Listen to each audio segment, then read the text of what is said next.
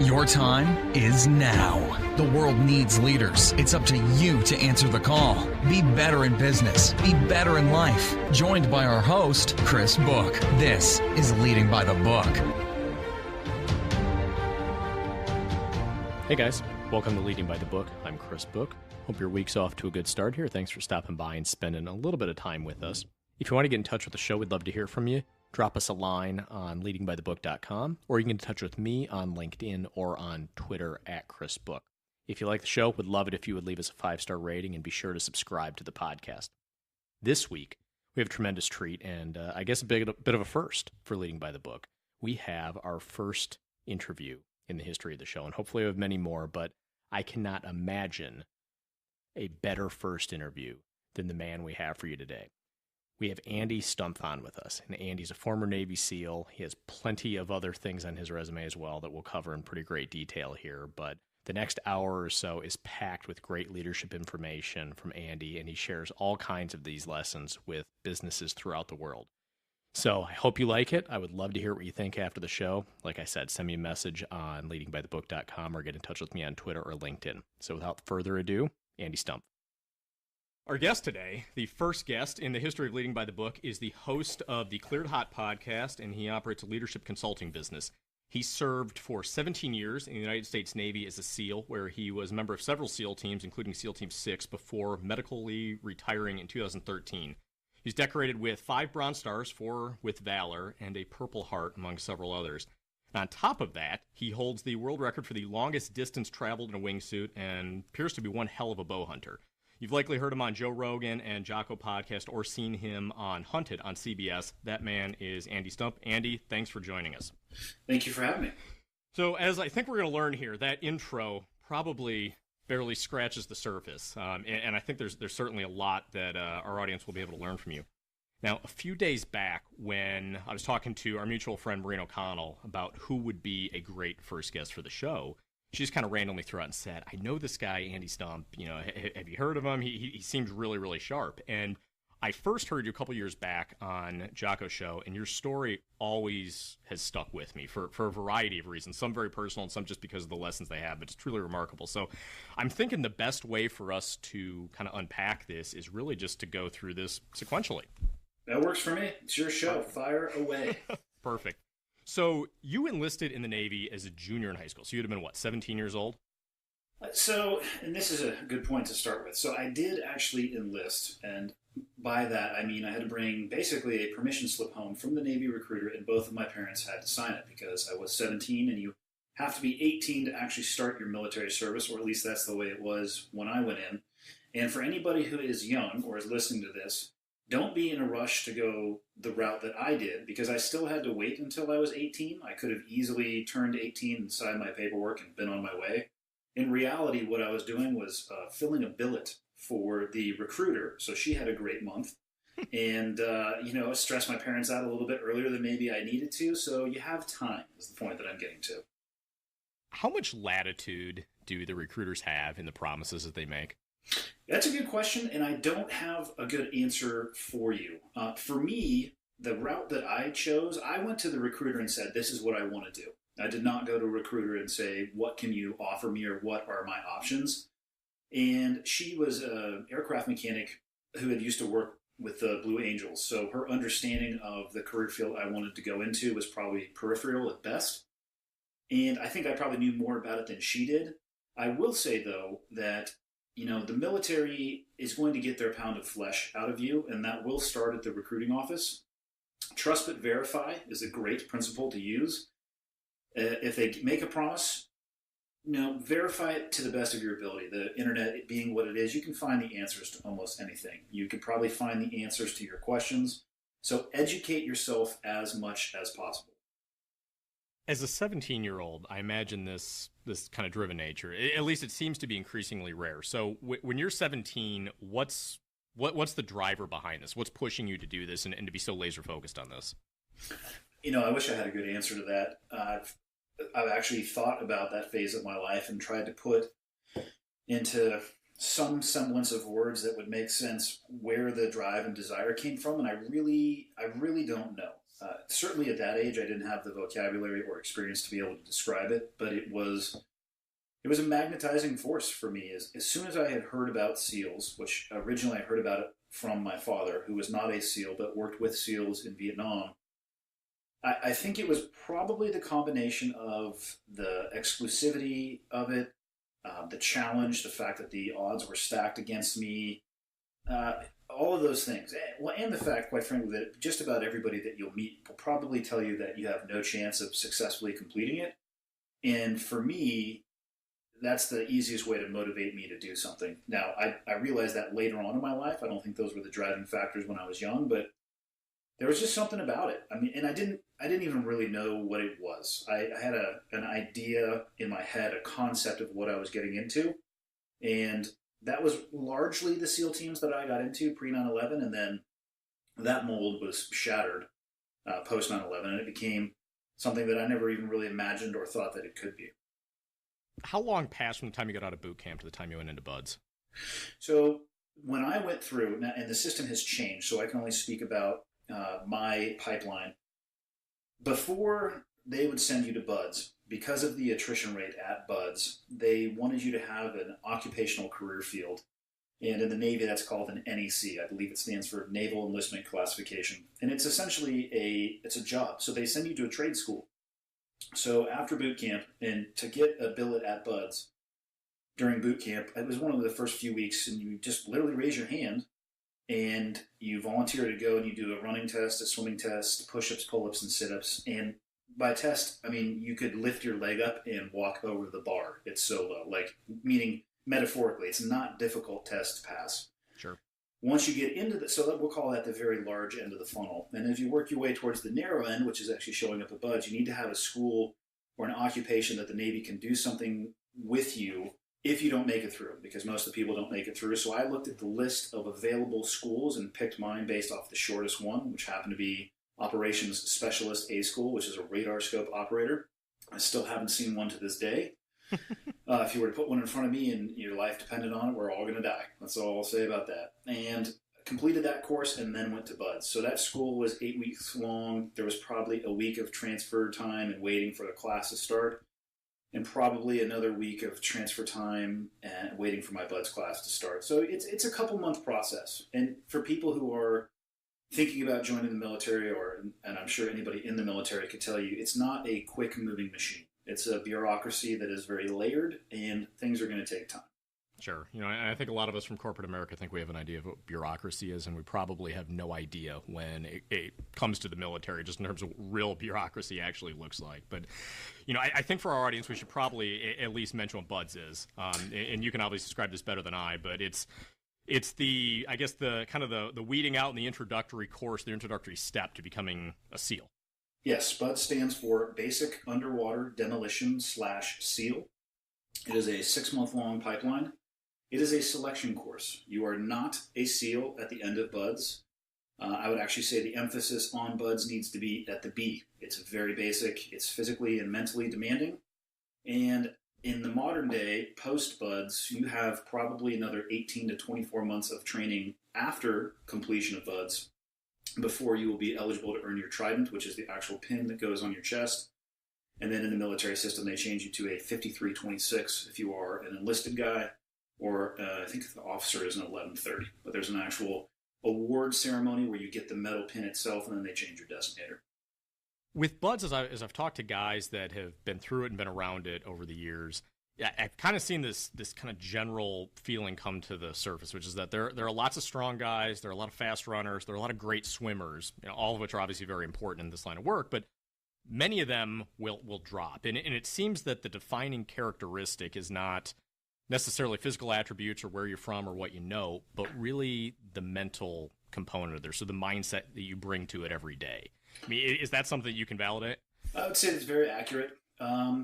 It is very physically demanding. You know, people will say that BUD/S is all mental, and yes, but it's also extremely physically hard. Now, having said that, much like getting a billet at BUD/S, there are tests that you have to take along the way before you can actually class up and start training. And what I will say is, having gone through as a student and then going back as an instructor, is that if you can pass those baseline tests from a physiological level, you have the ability to graduate from training. And I bring that up because, my class is an example. We started with 180 people. And if you would have lined us up shoulder to shoulder, there would be a little bit of height weight discrepancy. But I would say most of the people were plus or minus 3% in physical ability. There were some outliers, of course, were collegiate athletes and probably people who were close to Olympic level when it came to swimming or running. And so they're always going to be the outliers. But almost everybody has exactly the same physiological capacity. And we started with 180 people on day one, and all of those people were able to meet the standards from a physical perspective. And when we graduated, 18 of those people remained. And the best highlighting of where the failure comes from is to ask people, when you lay out the scenario, what muscle failed? And the answer is the one between your ears. So you get out of Bud, you go through SEAL qualification training. Mm-hmm. When does the Team 6 process come into play? And I'm kind of fascinated by that because you get out of this 90% attrition, Bud's paradigm, and then you've got another high attrition environment, which is the selection for Team 6, I presume. Yeah, I think about 40% of the guys are unsuccessful on at least their first attempt to go there. For me, it came about 5 years later. You have to, before you go to that command, which everybody there from an operator perspective is a SEAL, but not all SEAL missions are created equal. So you're talking about the jump between a SOCOM command, Special Operations Command, or a JSOC command, Joint Special Operations. The SOCOM commands, I would say, they're much more a jack of all trades. They train to a variety of different standards and capabilities. When you go to the JSOC level, you're still expected to be able to train and be at least current in a lot of those things, but you're much more targeted towards, in my opinion, assaulting compounds or chasing down high-value targets. Now, to really be able to successfully do that, you need some experience under your belt. So there's a minimum amount of time you need to actually have spent at a conventional SEAL team before you screen for that. And again, things might have changed, so I can only talk about my perspective, which is now almost a decade and a half old. But it's another 6-month course. The difference being they were testing your capabilities and your tactical and technical proficiency of being a SEAL. They weren't trying to make you quit. Different selection. When it comes to Team 6, is that voluntary in terms of putting your name in the hat and saying, I want to go do this? For sure. They would definitely, nobody wants to work with somebody who is voluntold. Sure. So this idea of ambition, I think it seems that on the surface at least, ambition is very good, but I think this is something that a lot of people, at least in a corporate environment, the majority of people that listen to our show, at least have some semblance of corporate experience under their belt. But ambition can be very tough to manage in a business setting. There's this idea that, you don't want to be too ambitious because you might offend other people and you don't want to come off as hyper-aggressive. Then the flip side of that is, you kind of sit there as a little bit of a sheep, and if you're not ambitious, you're not driven, you're not going to get where you want to go. So, how do you effectively harness that ambition in a way that's healthy, but also doesn't potentially alienate you in a team environment? The SEAL teams there's a lot of misconceptions about the military. The first one would be the drill instructor, where people think that the military is an organization that has discipline jammed down your throat. And that is the case when you go into boot camp, because you need to break an individual from a sense of me and start building a sense of we. But that externally imposed discipline where people are, drill instructors are over your shoulder, telling you what to do, telling you how to do it, telling you how much time you have to do it, that doesn't exist post boot camp, at least in my experience, and especially inside of the SEAL teams. Inside of the SEAL teams, we're not looking for people that need to be told what to do. And if you actually continually ask your boss or the people that you're working with, hey, what do I need to do? You're going to get sat down and you're going to get talked to, because what you need to do is look around and figure out what needs to be done and then go to your boss with the solution. And that's the culture that we facilitate inside of the SEAL teams. So it's a very internally driven, internal discipline. And in addition to that, it's not about, I never worried about harnessing people's ambition. What I worried about was people putting themselves in front of the team. It has to be focused, and all of our training leading up while you're in buds and even then at a SEAL team, it's based around team performance. It's not about an individual's performance unless it impacts the team in a negative manner. So all of our training and all of our leadership is based in empowerment, but execution and completion of that team goal. And, in the community that I came from, you were either internally driven or you weren't there. And the military has some advantages because of that, because people are constantly and consistently having to volunteer. Like, okay, I want to go to this command. I want to go to another level of training. I think I know what you're talking about in the corporate world, because you're going to get both sides of the spectrum. Some people go there because maybe they're driven, that they feel purposeful with their job. And maybe other people are there because it's the only job that they could get. That's where it's on the leadership to step in and set the vision for the organization. And I don't care what your organization is. I don't care if it's Fortune 50 or you're laying bricks. If you have people working for you, as a leader, you need to harness whatever ambition that they have or lack of ambition, and you need to work with both and meet in the middle and get people to understand that the goal is actually team success, and the individual accolades can follow after that. Well, and so much of it, and I don't know how much latitude you necessarily have in a military environment, but at least in a corporate environment, so much comes back to hiring well.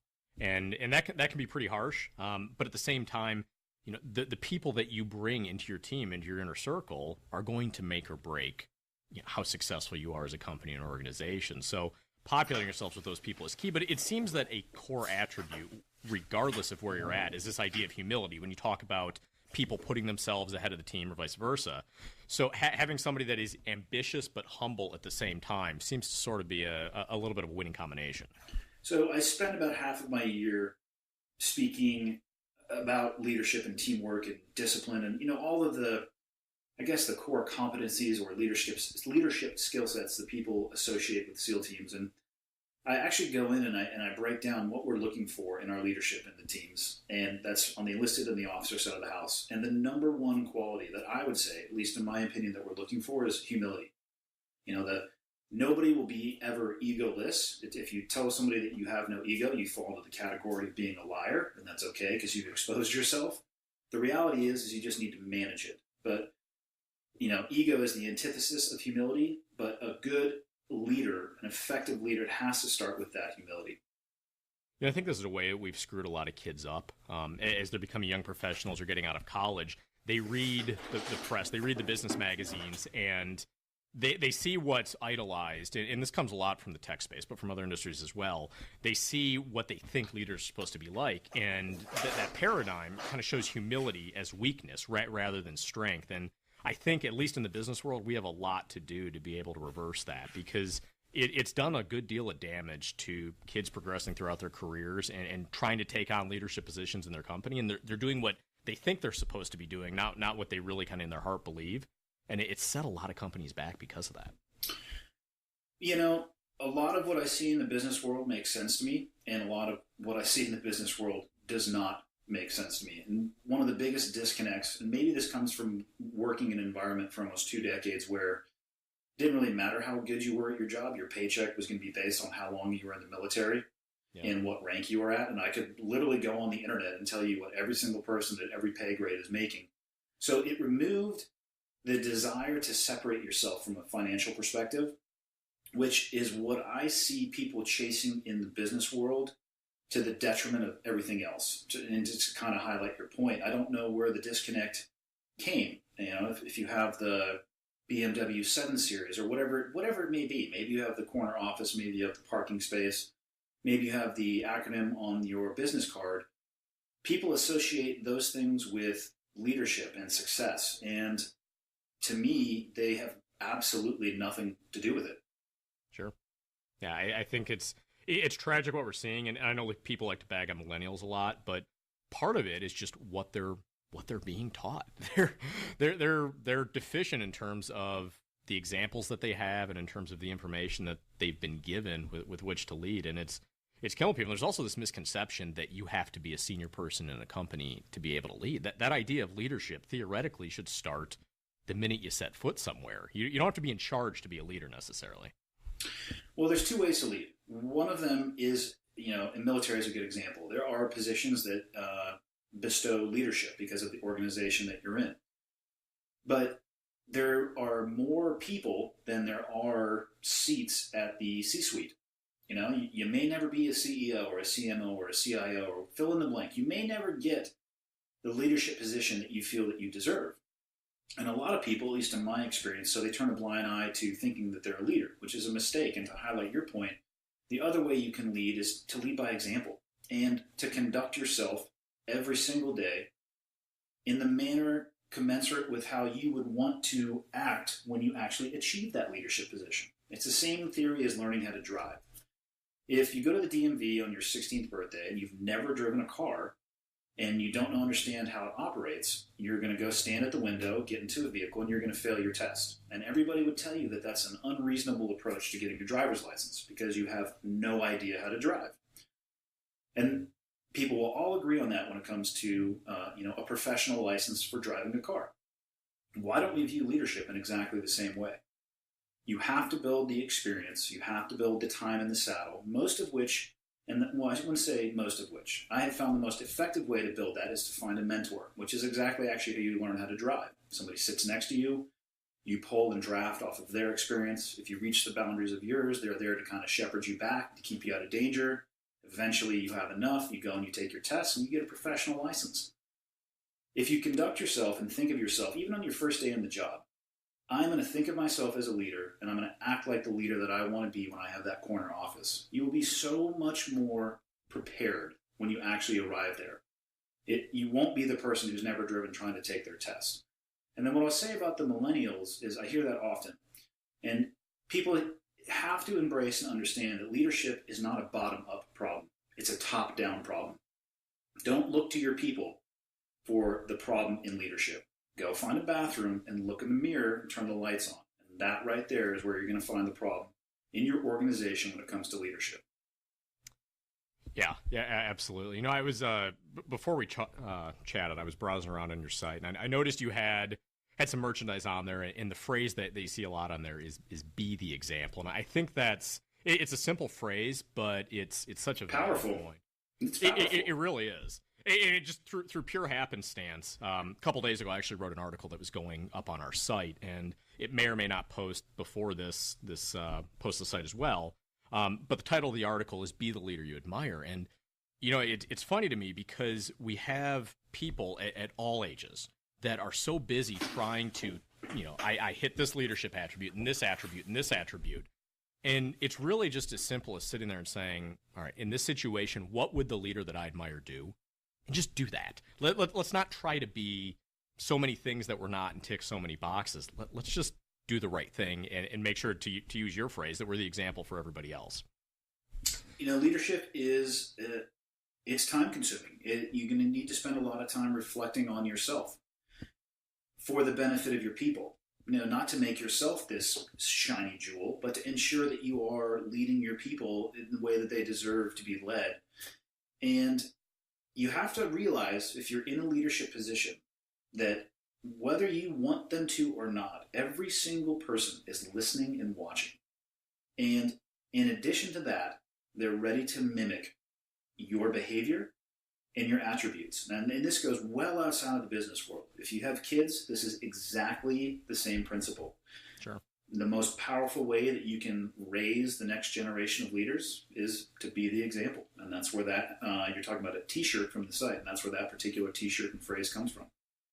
Is there an impatience with folks, and again, I think this can be all ages, but is there an impatience to progress up to leadership roles and not necessarily the willingness to put in the time that they need to be able to do those roles effectively? Depends on how you view leadership. If you only view it by the corner office, then yeah, I think there's going to be a level of impatience. But if you view that every single day you have the opportunity to act as if you are that leader and to gather the experience that you realize and know that you're going to need to be effective in that role, I think it mitigates a lot of that. And in addition to that, I think we're really battling an instant gratification society. And the best way, I think, to address that is to do exactly that, address it head on and talk about it. I think expectation management is a tool that is underutilized in business.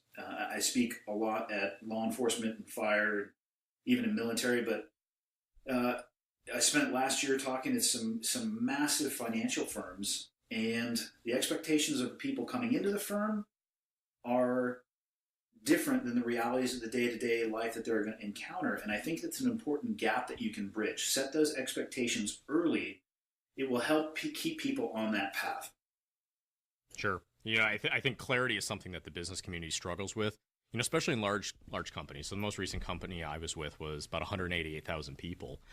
And it's so vital that you have simplistic clarity about that organization and what it's trying to accomplish. But what's scary is that the vast majority of people don't understand which of those clarified goals or values their work is actually trying to achieve. And it's something that I think all leaders, for some reason, in the corporate world struggle with. Maybe it's because they become consumed with their jobs or their schedules become too full. But creating clarity throughout that entire chain of command is so vital. I agree. The biggest difference I've seen in the companies that I've interfaced with, the disconnect isn't necessarily in concept. They understand the concepts of leadership. They understand that they need clarity. The difference between their world and the world that I came from is really just time. Bad leadership on a battlefield will manifest itself incredibly fast.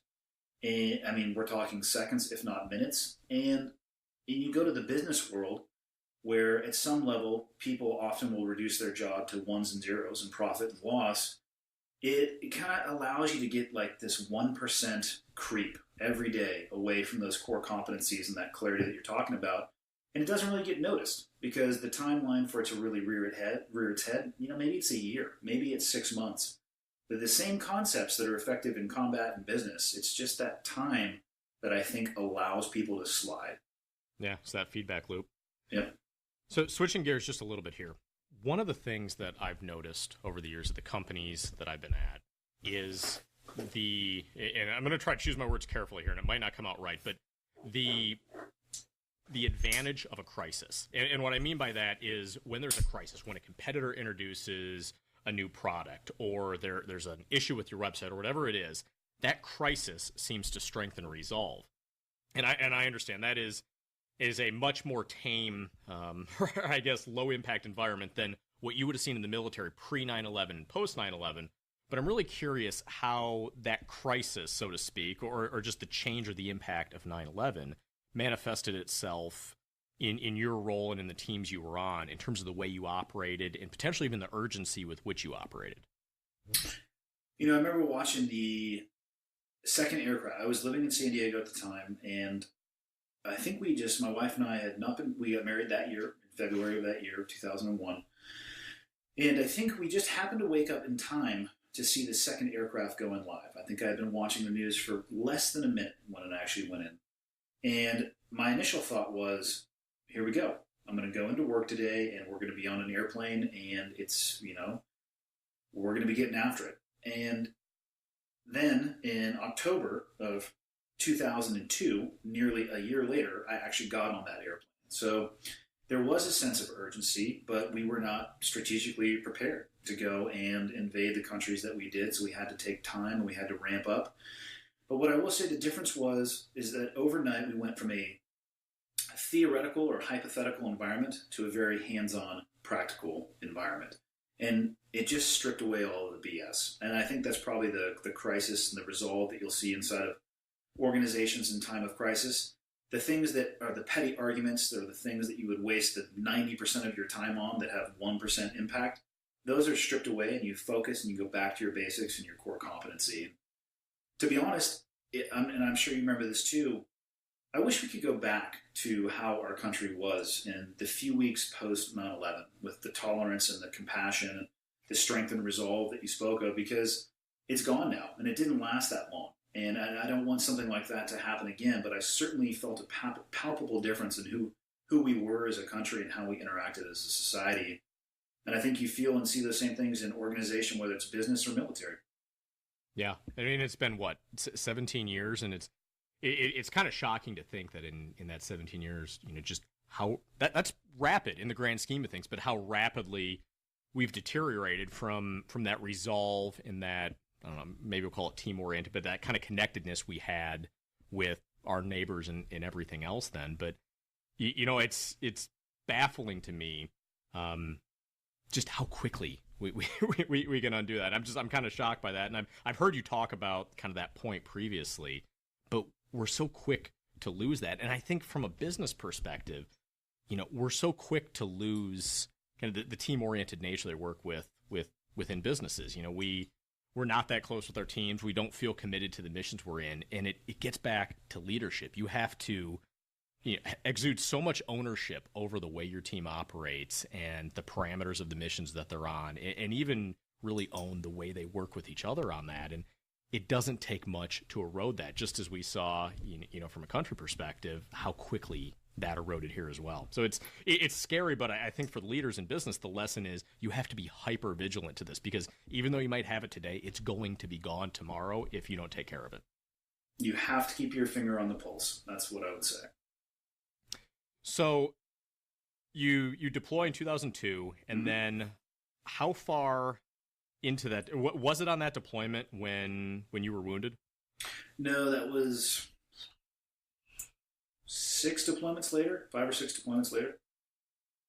And so you talk about that a little bit, and then the ensuing, recovery from that, because that was really something that stuck out to me hearing your story for the first time. Just the resolve and this idea of dealing with setback. It's on a level that I think most of us will never experience, but there's such an incredible amount we can learn from that.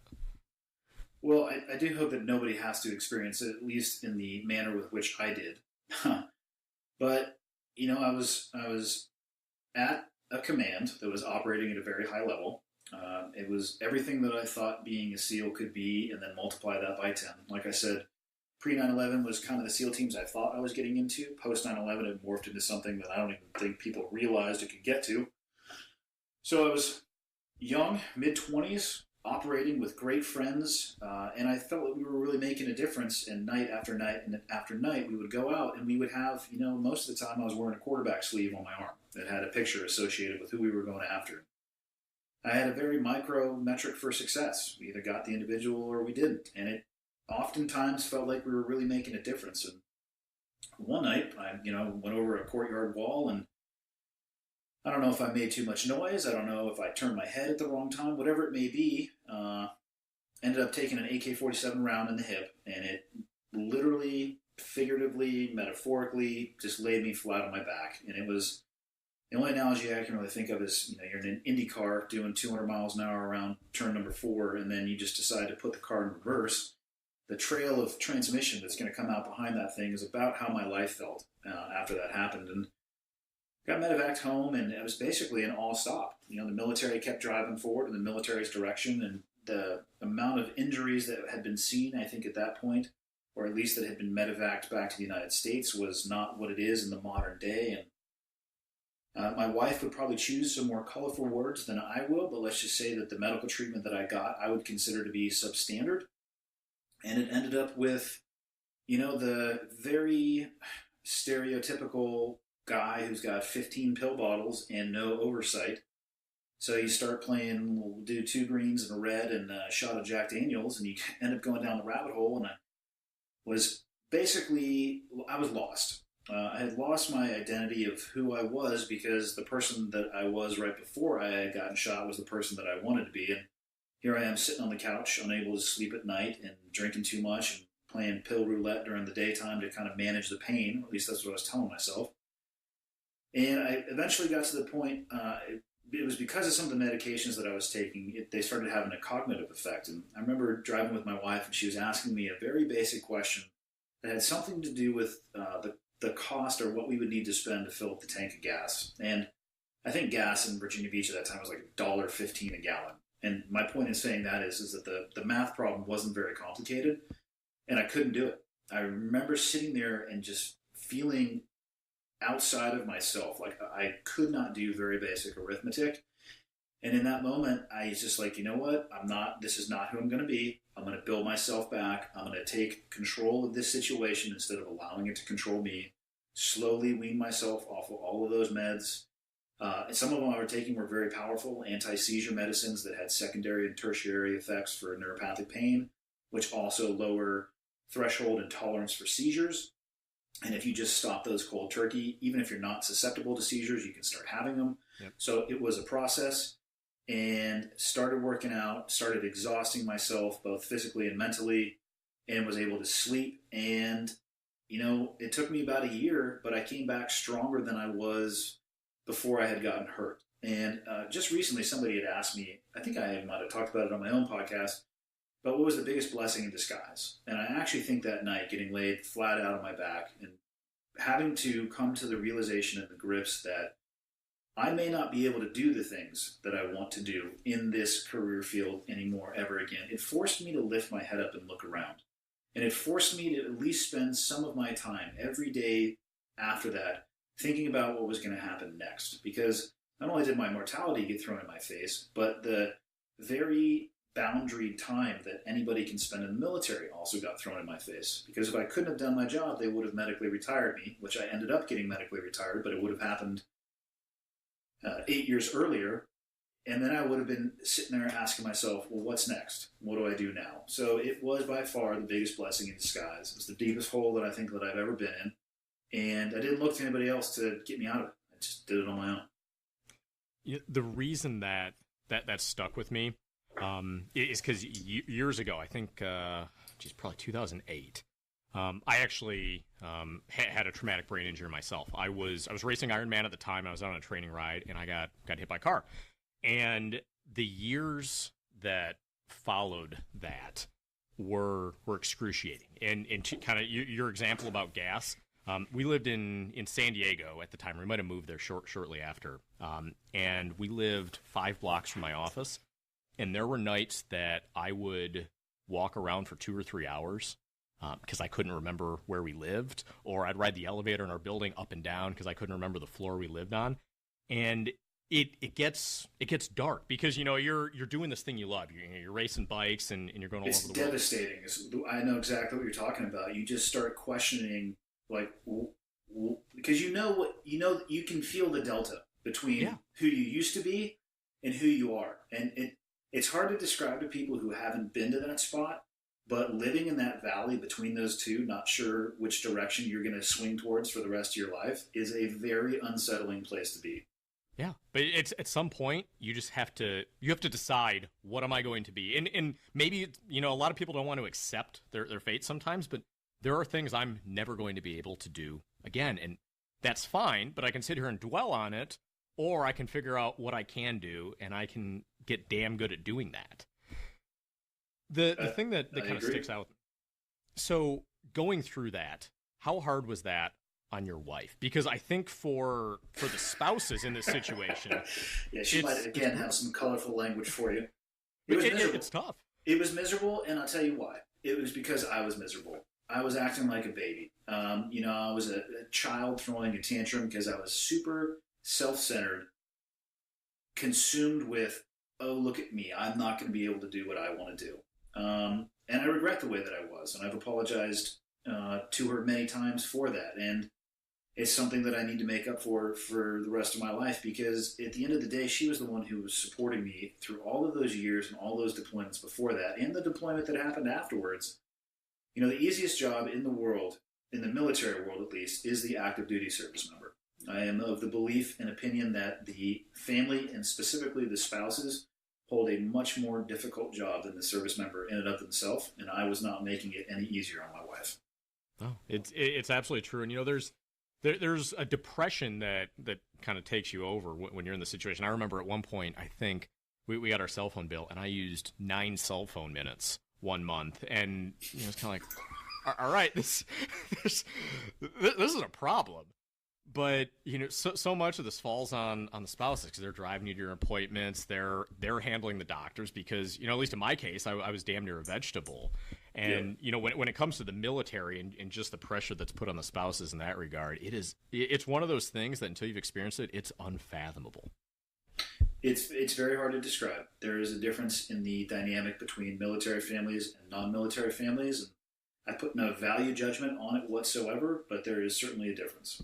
Yeah, and if I learned anything from this, it's that I probably owe my wife an apology, because I never crossed that bridge. As a guy, it's good to apologize, I think, just every other day in a blanket nature. Like, hey, honey, I'm sorry. And if they ask you for what, then just think back for the last 10 minutes on something that you did wrong. It'll help you out, guys. Yeah, just have a little card with a couple lines on the back to fill in. Just randomly throw that out there. You never know. But half the time, my wife's upset with me. I don't even know what I did. Yeah, just look at it as a down payment, I suppose. Yeah. So coming out of the injury in your recovery process, you eventually go back to BUD/S as an instructor. Yes, that is kind of I would say that was the billet that I used to fully rehabilitate myself. So it had been what are we talking here? Maybe 10 years at the time since you went through BUD/S yourself? Let's see, I went back. Yeah, it was actually exactly 10 years. So how had, and it's a little bit of a complex question, but how had the mindset in that generation sort of changed? And from your perspective, how do you handle the cross-generational leadership? Because you've got deployments under your belt, you're so much more mature mentally than the folks you're effectively leading through BUD/S and elsewhere. How do you handle the cross-generational leadership, and what of that can we take to the business world where we're talking maybe 40, 50 years of age range in terms of people that we have to lead? Well, there's only two types of leadership. There's good and effective leadership, and there's bad and ineffective leadership. I don't believe in cross-generational leadership. I don't agree or believe in business leadership or combat leadership. There's leadership. And the view that I took when I went there as an instructor, because there are many characters there, some of them really like that positional authority over others, and I'm not going to say they manipulate that authority, but they play to it. They like to be the person that yells and screams and punishes, or the word we had to use was remediate for legal reasons that we need not get into on this particular episode. But the approach I took was different. In my 18 months there, I don't think I raised my voice a single time. And I viewed the students as people that I was going to work with in the future. And I treated them with a baseline level of respect. But with that respect, I demanded the exact same thing from me. So if I told them to do something, I would tell them why. And if they did not execute it the way that they were supposed to, there was a very heavy punishment for it. I was extremely fair, but the punishments were extremely hard because that is what the job demands. And I'm glad that I took that approach because I ended up working with over 30 of the people that the last combat deployment I did, I think of the 44 people that went overseas, 30 of them were people that I had put through training. And I viewed them as potential co-workers and treated them as such. I didn't talk down to them. I recognized their lack of experience, and I tried to bridge it by being as open and honest as possible. Once a week, I would go into a classroom, and I would sit there with them, and I literally would just answer questions about the career field, regardless of what they may be. And a lot of those questions, they wanted to know about combat. So we would talk about combat, or just life in the SEAL teams, or they would ask relationship-based questions, and I took it upon myself. I actually look at it as probably the most rewarding billet that I ever held, because I was able to shape the next generation of leaders inside of the SEAL teams. And how did I do that? I did it by being the example of the leader that I wanted them to be. It's funny. A couple weeks ago on the show, we talked about this idea of time with leadership and the fact that leaders make time. And in the corporate world, there's this really messed up paradigm. But the more senior somebody gets in a company, the more their schedule fills up. And I remember times where I would need to talk to another senior person in the company. And, I talked to their admin, and they'd say, next month there's 15 minutes on Thursday. And I'm thinking, this is unbelievable.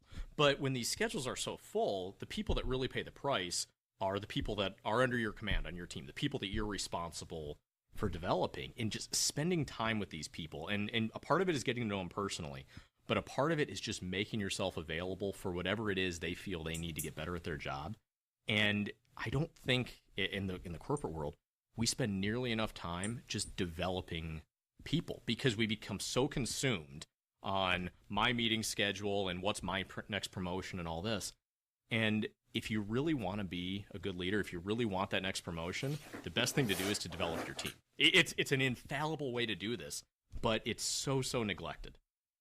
I agree. And let me ask you this, that same organization where you go and that leader wasn't available for a month, if there were to be a crisis that were to ensue, how quickly do you think you would be able to talk to that leader? I imagine it would be pretty quick because we probably all would have been in a room. But everybody what would they have don't realize. Correct. Everybody would have come together. Everybody would have come together. They would have realized that it actually is a priority for you guys to meet. And so what I have found in business when that happens is people are just spending too much time on their heels. They're lost in the ancillary information instead of the primary information because they have time. And when that crisis comes, all the BS is stripped away. And the next thing you know, your key leadership is meeting how they should be on a regular basis. And I tell you right now, fight your way out of a crisis sucks. Thinking through a crisis and talking with your leadership and developing your people to handle crises, I'm not sure the correct terminology, before they actually rear their head, that's the effective approach. You don't want to always be on the receiving end of an ambush. Is that ego, though, to an extent? So when your schedule is totally full, is that ego saying, my schedule's full, I'm very important, look at me, I'm doing my job?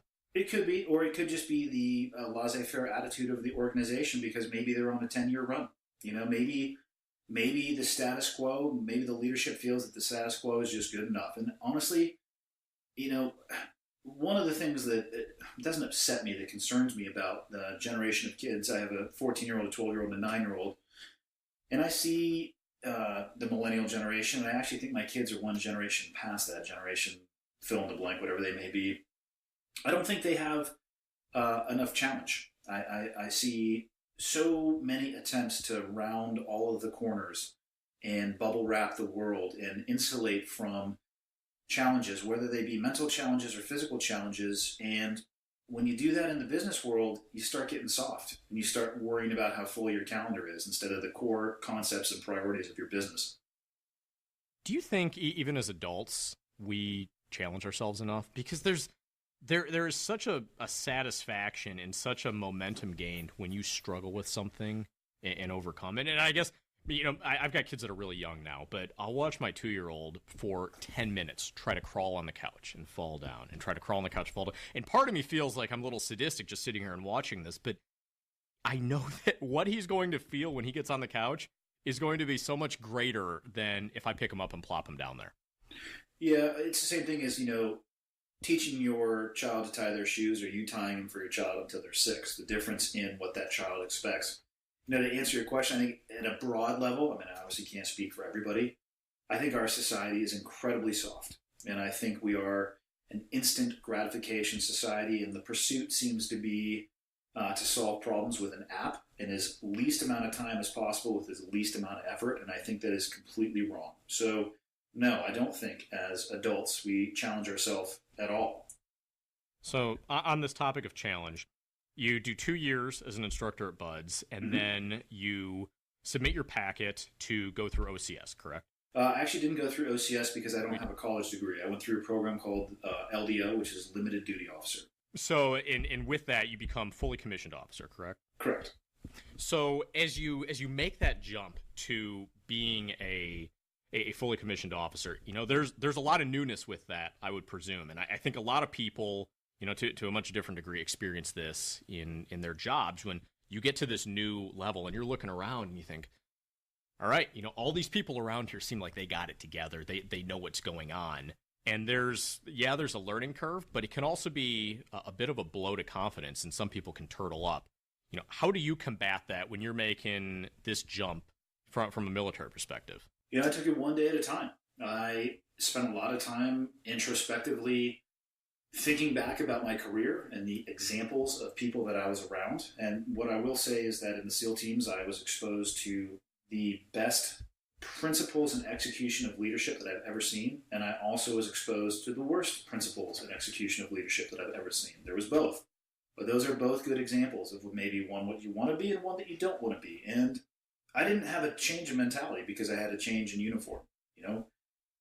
As a SEAL in that community, the leadership created the training pipeline, the sustainment pipeline, the training at the teams, the ethos, the core competencies. It's all based around viewing yourself as an individual, as a leader, regardless of what's on your uniform. So for me, honestly, it wasn't that big of a deal. There was no change in mentality. I didn't develop a chip on my block.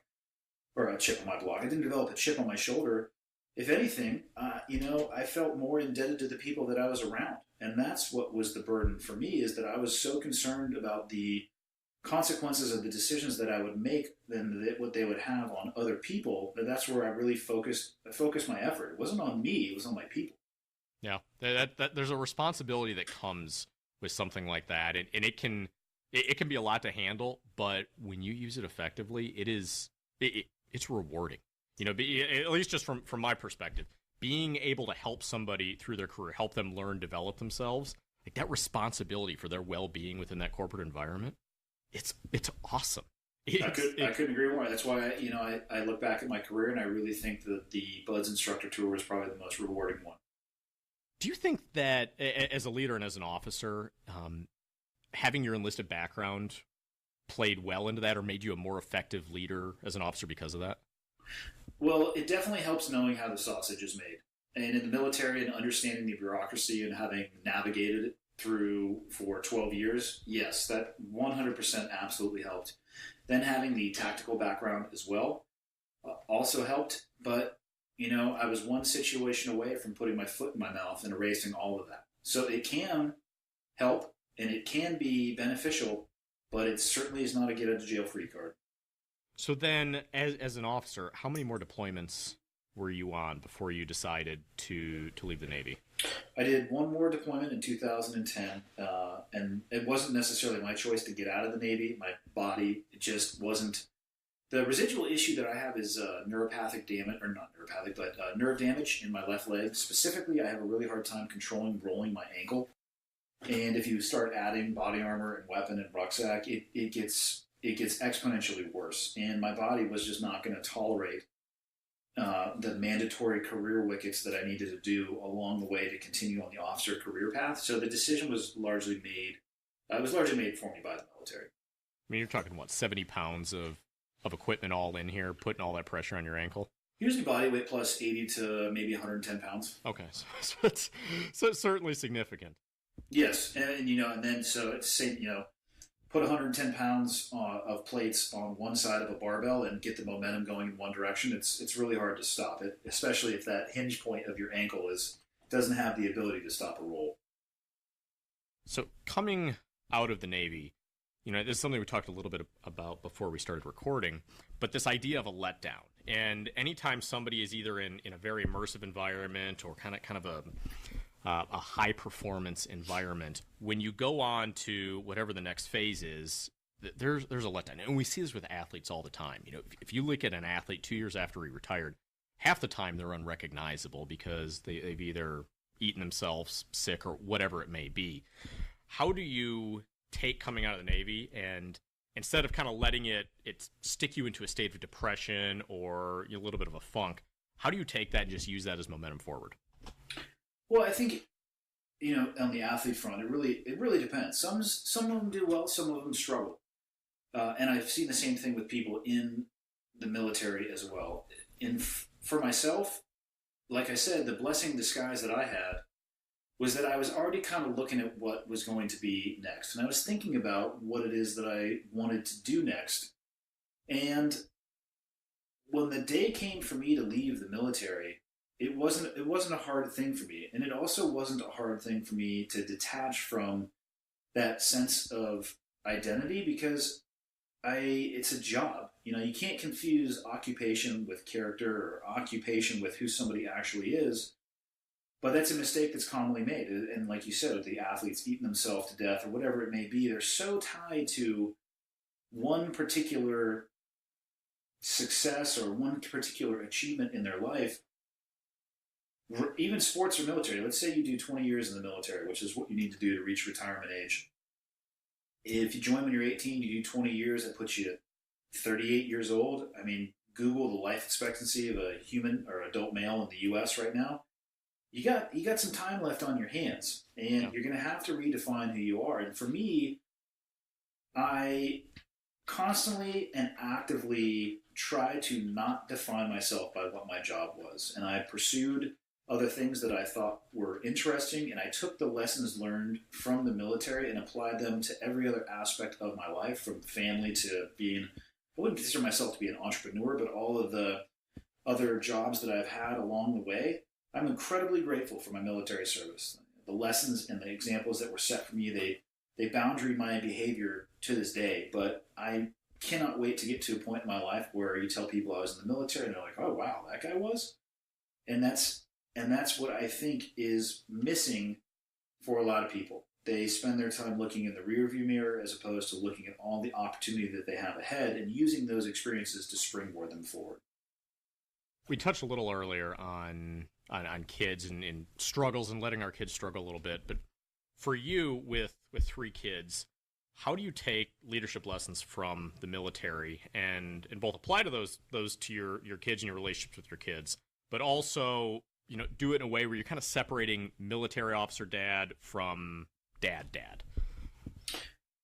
That's a tough one too. You know, especially if you're used to people, you know, snapping to when you're at work and you say something, you tell them to jump and they say how high. That can get a different reaction if you tell your wife to jump and then she backhands you instead of saying how high. So be cautious with that, because the reality is your kids don't care and your spouse shouldn't either. But I will go back to the point that I made earlier. There's not family leadership and combat leadership. There is leadership. And the philosophy that I would say is promoted the most or used the most inside of the SEAL teams is mentorship. That, to me, is what I look at successful parenting. Bridging, I mean, all I have on my kids, I can tell you right now, they're all smarter than I am. The only advantage I have is I've been around the sun a few more times. So I try to fill in the holes of experience and knowledge that I've picked up along the way. And another important thing that I try to remind myself every single day is that I don't try to make them into who I was. I want to help them become the person that they want to be. Sure. And I think we see that so much with people living through their kids, and it seems to get worse every day. But I think so much of it as well is this idea you talked about earlier about being the example. You know, we can preach to our kids all day, but ultimately it's what they see in us in terms of how we behave, how we treat people, how we handle ourselves with discipline. That's what's going to raise our kids well. Like I said, if you are a leader, which you are, and you should always think of yourself, especially in the family environment, and you mentioned it doesn't matter what you say, because your kids are watching and listening and, most importantly, prepared to mimic. So now you're working in consulting. You're consulting with a variety of companies. What's the biggest misconception about leadership that you see in the corporate world? Most often, I see people who associate leadership with position or title. I use the driver's license example often. They don't want to think of themselves as a leader because they either don't have enough time in the organization, or they don't have enough experience, or they don't have the title or that office or the parking space, and they're just behind the power curve. Leadership does not have anything to do with rank, title, or position. There can be leadership positions associated with that, but that is not where leadership comes from. And that is probably the biggest misconception that I see. So let's say you're a 22-year-old kid right now, and you're just entering the workforce. You're working in a cubicle, maybe you're an accountant or whatever. What's your advice to him? I would say set massive macro goals for yourself personally and professionally. And set those goals so high that you scare yourself as to whether or not you think you're going to be able to achieve them.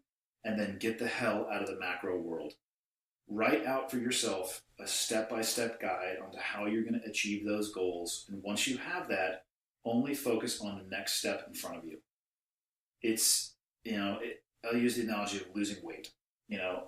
I used to work for CrossFit, which is a strength and conditioning company. You'd often see people come in who were overweight. And to use a round number, let's say somebody wanted to lose 100 pounds.